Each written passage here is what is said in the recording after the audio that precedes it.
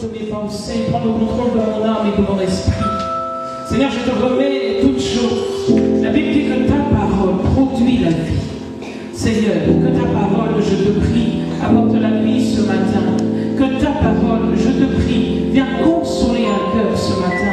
Que ta parole, je te prie, viens fortifier une âme ce matin. Père, si nous sommes là, c'est parce que nous voulons aussi t'écouter et nous croyons que tu as des choses à nous dire. Alors parle,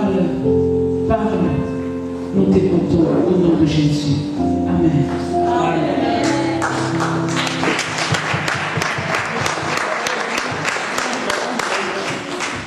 Alléluia. Amen. Le Seigneur est bon, lui qui nous a gardés de cette nuit. Quand j'imagine notre sommeil, je me dis, il y a des personnes qui payent des milliers d'euros pour la sécurité, pour des systèmes d'alarme. Et nous ne payons rien, mais le Seigneur nous protège. Alléluia. Il veille sur nous pendant que nous dormons. Il est là et il écarte vraiment tout ennui. Et je bénis son nom pour cela. Amen. Nous allons ouvrir nos Bibles et nous allons commencer la lecture de ce matin dans le livre de Jean, au chapitre 4. Nous commençons au verset 22, de 22 à 23. Jean, chapitre 4, du verset 22 au verset 23. Je lis la parole du Seigneur. Amen. Amen. Vous adorez ce que vous ne connaissez pas. Nous adorons ce que nous connaissons, car le salut vient des Juifs. Mais l'heure vient, elle est déjà là, où les vrais adorateurs adorent le Père en esprit et en vérité. En effet, ce sont là les adorateurs qui recherchent le Père. Amen. Amen. Faut prendre confiance, ça va aller. La Bible nous dit, vous adorez ce que vous ne connaissez pas. Nous adorons ce que nous connaissons, car le salut vient des Juifs. Mais l'heure vient, et elle est déjà venue, où les vrais adorateurs adoreront le Père en esprit et en vérité, car ce sont là les adorateurs que le Père demande. Il est dit dans ma version demande, je crois que dans certaines versions, c'est cherche. Et je me suis interrogé en lisant ce passage, je me suis dit, mais comment ça se fait que le Seigneur cherche des adorateurs? On nous dit que dans le ciel, c'est ça que nous allons faire, jour et nuit. Et en ce moment, c'est cela que les anges font. Les 24 vieillards le font. Les 4 êtres vivants le font. Ils adorent le Seigneur jour et nuit. Et puis là, je lis la parole et la Bible me dit que le Père cherche de véritables adorateurs. Alors je me suis dit, mais les anges ne connaissent pas les péchés. Ils sont dans le ciel, ils vivent dans la félicité, dans la sainteté, dans la pureté. Mais comment ça se fait que ces personnes-là, l'adoration qui provient d'eux, ne suffisent pas à Dieu? Comment ça se fait qu'au-delà de leur adoration, ils cherchent d'autres adorateurs? Alléluia. Lisons Apocalypse 11, et vous allez voir que je ne mens pas quand je dis que dans le ciel, les 24 vieillards l'adorent. Apocalypse 11, verset 16, c'est juste un extrait de ce que font les 24 vieillards dans le ciel. Mais nous allons toujours rester sur notre passage de base, de celui de Jean. Donc Apocalypse, chapitre 11, le verset 16. Les 24 anciens qui étaient assis devant Dieu sur leur trône se prosternèrent, le visage contre terre, et ils adorèrent Dieu. Amen. Amen. Les 24 vieillards se prosternent et adorent Dieu. Ce sont des êtres spirituels. Ils font quoi? Ils adorent Dieu. Et là, Jean nous dit, Jésus va dire, je cherche, le Père cherche de vrais adorateurs.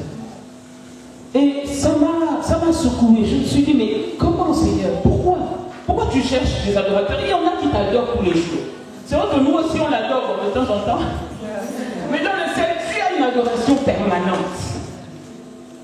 Et je me suis souvenu de l'Ancien Testament. Lisons le livre d'Exode. On va pas beaucoup, je ne vais pas beaucoup parler aujourd'hui, mais on va passer à une étape importante. J'espère que le Seigneur permettra que vous compreniez ce qui va se dire, afin qu'on rentre dans la pratique de ce qui doit se faire. Amen. Exode chapitre 5, nous lisons juste le verset 1.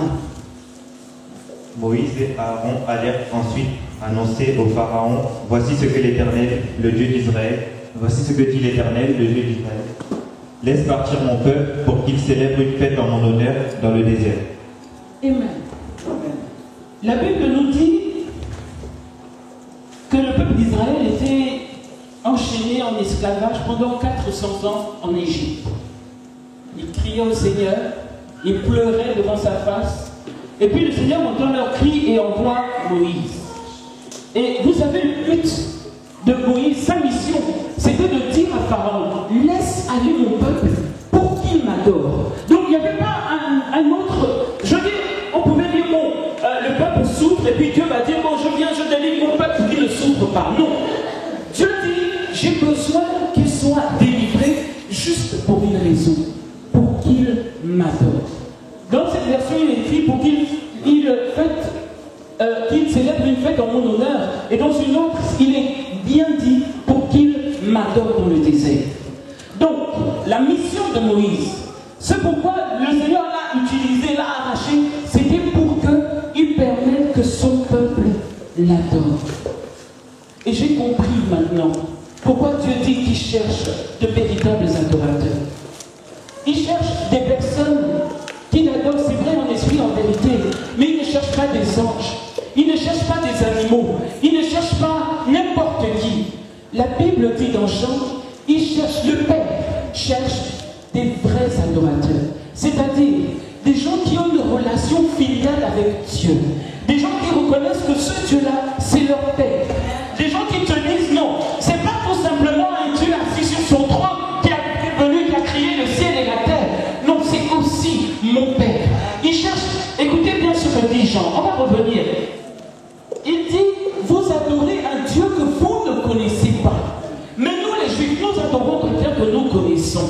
En fait, qu'est-ce qu'il voulait expliquer? C'est que Dieu a besoin, pour qu'on rentre dans ces parvis de l'adoration, qu'on le connaisse. Il a besoin que ce soit des hommes et des femmes qui s'approchent de lui et qui le connaissent. C'est vrai, les anges le connaissent, mais il y a un deuxième volet, qui le connaissent d'une manière particulière. Les anges, Dieu n'est pas leur Père. Ah non, il n'est pas mort pour les anges. Hein. Son sang n'a pas coulé, il a dit, bon, moi je viens, je meurs pour les anges. Non, non, il est venu mourir pour nous, ses enfants. Amen. Alors il a besoin que dans l'adoration, nous reconnaissions cet état de fait. Ce n'est pas simplement le Dieu créateur, ou le Dieu tout-puissant, ou le Dieu alpha, oméga, je ne sais pas, mais c'est aussi notre Père. Amen. Et c'est cela qu'il recherche dans l'adoration. C'est cela qu'il recherche dans cette intimité avec Dieu. Quand nous rentrons dans l'adoration, nous rentrons dans une intimité profonde avec Dieu. Dans la louange, c'est vrai, nous dansons, nous crions, nous poussons des cris de joie, parce que nous reconnaissons qu'il a fait des choses en nous. Mais dans l'adoration, nous reconnaissons qu'il est pour nous un Père. Nous n'avons pas dit non, Seigneur, je t'adore parce que tu m'as donné le souffle de vie. Non, ça, tu es en train de le louer. Mais je t'adore parce que tu es mon Père. Et c'est cela ce que le Père recherche. C'est cela ce que Dieu recherche. Il dit oui, j'ai l'adoration des anges. Mais les anges ne peuvent pas m'adorer en tant que Père. Les anges vont reconnaître que je suis le Dieu créateur. Ils vont reconnaître que sans moi, ils ne peuvent rien. C'est vrai. Mais moi, j'ai besoin des enfants. C'est pour cela qu'il va développer avec chacun de nous une relation particulière. Je discutais un jour avec quelqu'un, et puis il parlait des pasteurs, des églises, et puis je leur expliquais, on était dans le train, c'était trois, et je leur expliquais, je dis, le problème avec la chrétienté, c'est que c'est un problème de relation personnelle. Yes. Moi, je peux dire de quelqu'un que je ne connais pas, il est mauvais, il est méchant, et puis quelqu'un qui le connaît très bien va me dire, non, c'est pas vrai. Moi, je le fréquente depuis 2 ans, ou je le fréquente depuis 5 ans. C'est pas vrai, il n'est pas méchant. Je me souviens que l'apôtre, la première fois qu'il est parti au Maroc, on m'a dit, oh, ton apôtre, il ne parle pas. C'est comme il est timide, quoi.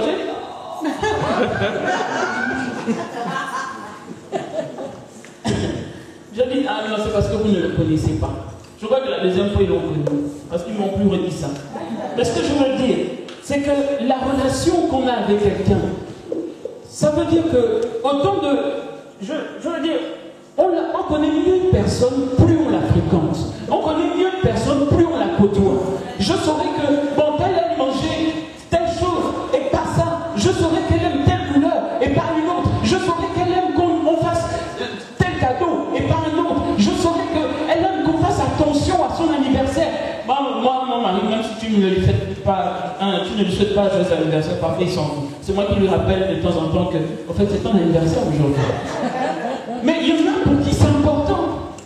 Comme moi, par exemple. Mais ce que je veux dire, c'est que ça, il faut me côtoyer pour le savoir. Il faut le côtoyer pour le savoir. Mais si tu veux Dieu de l'extérieur, tu l'as côtoyé une fois ou deux, tu ne sauras jamais ces choses. Tu ne sauras jamais qui il est réellement. Tu ne sauras jamais qui je suis réellement. Et c'est cela que Dieu veut. Pas tout simplement qu'on lise le Dieu de la Bible. Oh oui, le Dieu d'Isaac. Oui, Isaac a tissé une relation avec Dieu. Et il a fait des choses particulières avec Dieu. Mais toi, quelle est la relation que tu tisses avec ton Père? Quelle est la relation que tu as avec lui?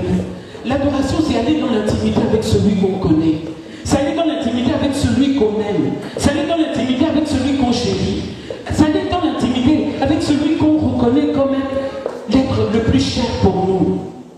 Moi, je me dis, je suis marié aujourd'hui et je n'imagine pas. Parfois, je dérange mon mari, mais tu es où? Il est 22h, tu n'es pas encore rentré, tu es où? Il me dit, mais je suis à l'église. Je dis, oui, mais alors?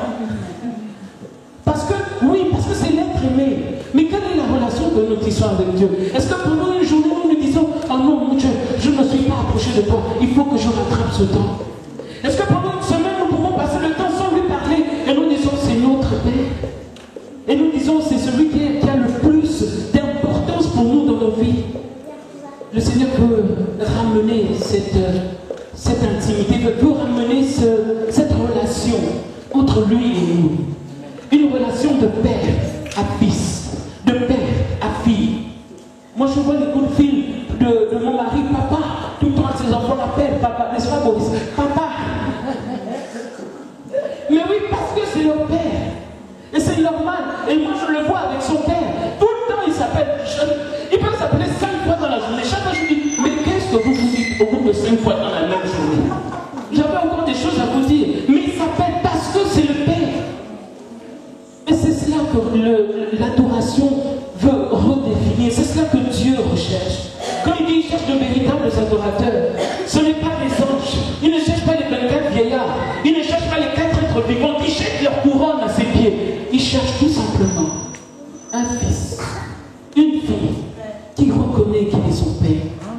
Il cherche tout simplement un cœur qui est prêt à reconnaître. Peut-être que pour toi, le Seigneur, tu n'as pas encore réalisé la dimension de père. Peut-être que c'est juste un Dieu, le Dieu qui t'a amené au salut, le Dieu qui est créateur pour toi. Peut-être qu'un jour tu étais malade et il t'a guéri. Il est pour toi le Dieu Rapha. Mais est-ce que tu as réalisé la dimension de père? Est-ce que tu as réalisé, même si tu n'en as pas eu, même si tu n'as pas vécu avec un père à côté de toi, que maintenant il prend la place de père? Un père, c'est celui qui sait, qui connaît les besoins de son fils et qui y répond. Et la Bible va dire, est-ce que vous, quand vos enfants vous demandent quelque chose, est-ce que vous êtes capable de leur donner des serpents? Mais moi, à plus forte raison, vous avez le cœur mauvais. Mais moi. Oui, parce qu'il a besoin que nous développions cela. Cette relation de père à fils. Nous sommes ses enfants. Et il nous a rachetés. Ça veut dire que cette relation lui tient tellement à cœur qu'il a tout fait pour qu'elle existe toujours. Nos infidélités ont parfois rompu cela. Nos manquements ont parfois cassé cela. Mais le Seigneur, chaque fois, a voulu toujours renouer cette relation de père à fils. Et ceux qui cherchent ce matin, et je vais inviter les chanteurs, nous allons adorer. Oui, je disais que je ne peux pas beaucoup parler, d'abord parce qu'il fait chaud. Mais ensuite parce que réellement, le Seigneur cherche. La Bible dit que l'heure est déjà là. Et pour ceux qui fuient le mercredi, l'heure est là. Elle est venue. Amen. Où le Seigneur a besoin de véritables adorateurs. Il a besoin de faire taire un peu les 24 vieillards. Il a besoin de faire taire les 4 êtres vivants. Il a besoin de faire taire les anges. Parce qu'il veut entendre l'adoration de ses enfants. Parce qu'il veut entendre l'adoration d'un fils et d'une fille. Et ce matin, nous allons être ces véritables adorateurs. Mon frère, ma soeur, je ne sais pas quel est l'état de ton cœur aujourd'hui. Moi, j'avoue que j'ai eu beaucoup de mal à monter ce matin. Mais je dis, le Seigneur a besoin d'une véritable adoration. Amen. Le Seigneur a besoin d'une véritable adoration. Non, une adoration qui comble son cœur. Vous savez, moi je dis, l'adoration, c'est ce moment où nos cœurs sont reliés au sien. Ils battent au même rythme. C'est ce moment où nous réalisons que dans l'adoration, on réalise tellement de choses. On peut posséder beaucoup de choses. On peut avoir beaucoup de biens matériels. On peut avoir beaucoup d'enfants. On peut avoir des signes même de richesse extérieure. Mais si on n'a pas cette relation avec Dieu, qu'on garde aussi forte, je vous assure, on n'est rien. Alors, prends la position qui te convient. Devant celui qui est Dieu, je te rappelle. La Bible dit que les 24 vieillards se prosternaient. Si tu veux te prosterner, alors fais-le. Si tu veux te mettre debout, fais-le. Si tu veux rester assis, ne le fais pas. Parce que nous sommes devant Dieu. Et nous allons nous positionner. Parce que nous allons rentrer dans l'adoration. Nous allons d'abord prier. Afin que nos cœurs soient disposés ce matin. Les chants, je sais que je vous prends au dépourvu, mais je compte sur votre professionnalisme. N'est-ce pas? Nous allons disposer nos cœurs. Parce que nous allons adorer un grand Dieu. Nous allons disposer nos âmes et nos esprits. Peut-être qu'en arrivant, nous avions le cœur agité. Peut-être que pendant la semaine, il s'est passé tellement de choses. Et nous n'avons peut-être pas ce désir d'adorer. Mais le Seigneur veut qu'on l'adore aujourd'hui. Le Seigneur attend notre adoration aujourd'hui. Je ne sais pas quand tu rentres dans l'adoration, ce que tu attends du Seigneur ou ce que tu dis au Seigneur.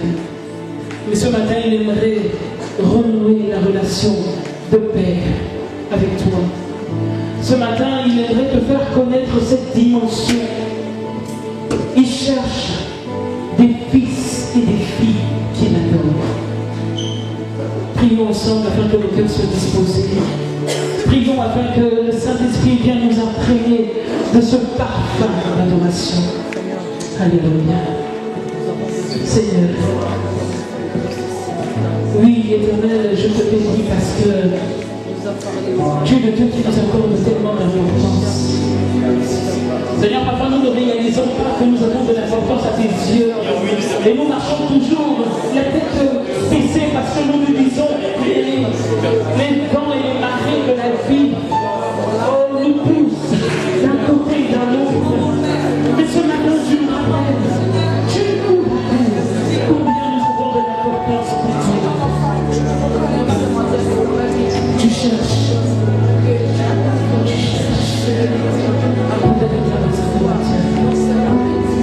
La Bible dit que ce sont ces adorateurs que tu réclames, que tu demandes, que tu cherches.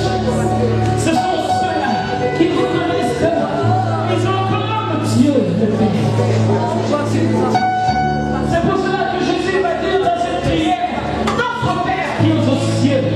Oui Seigneur, parce que tu veux que nous reconnaissions en toi cette image du Père.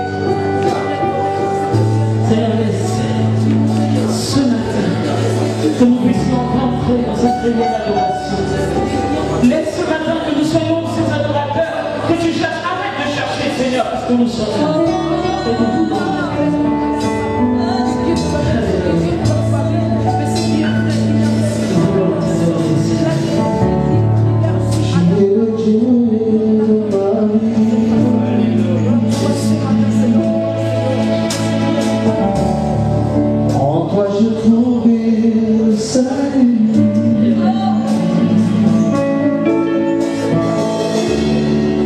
Sois Dieu,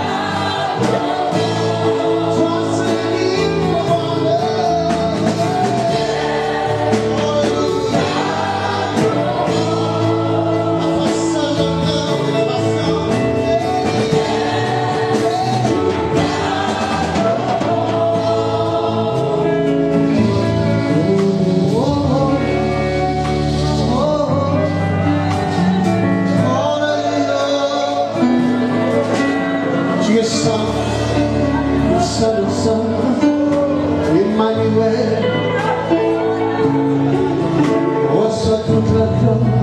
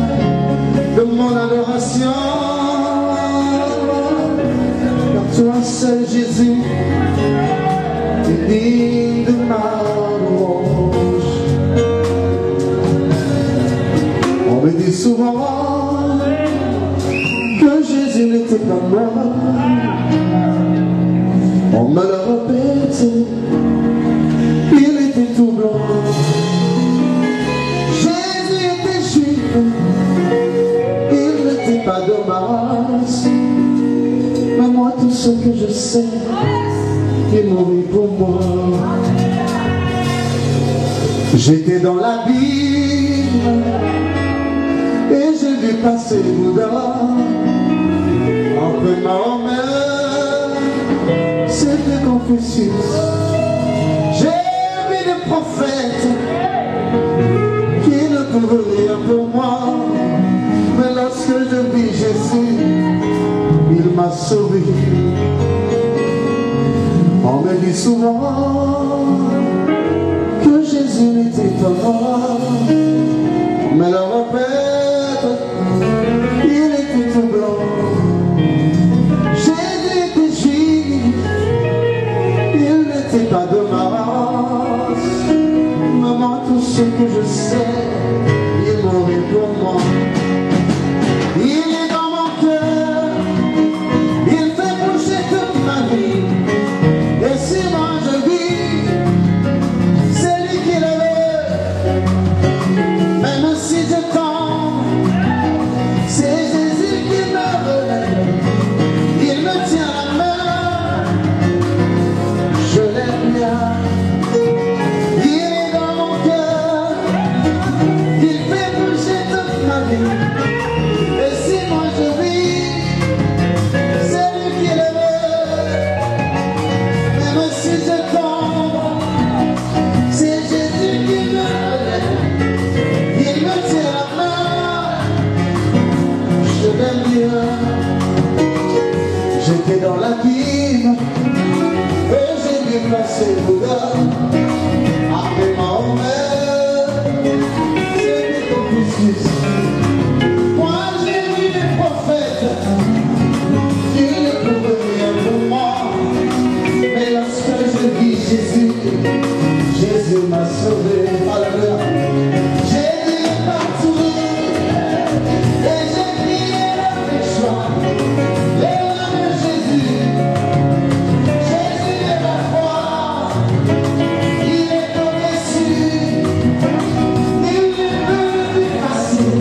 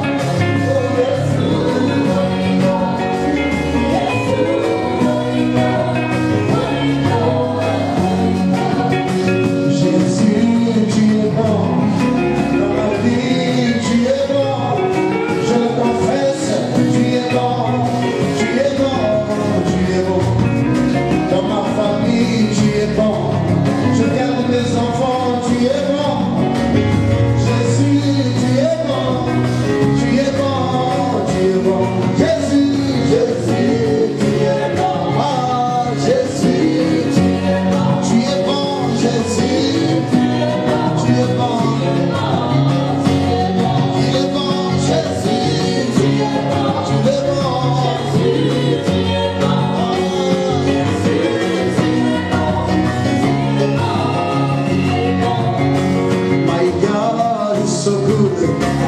My Lord is so good. My God is so good. He's so good, so good. My Lord is so good. My God is so good. My Lord is so good. He's so good.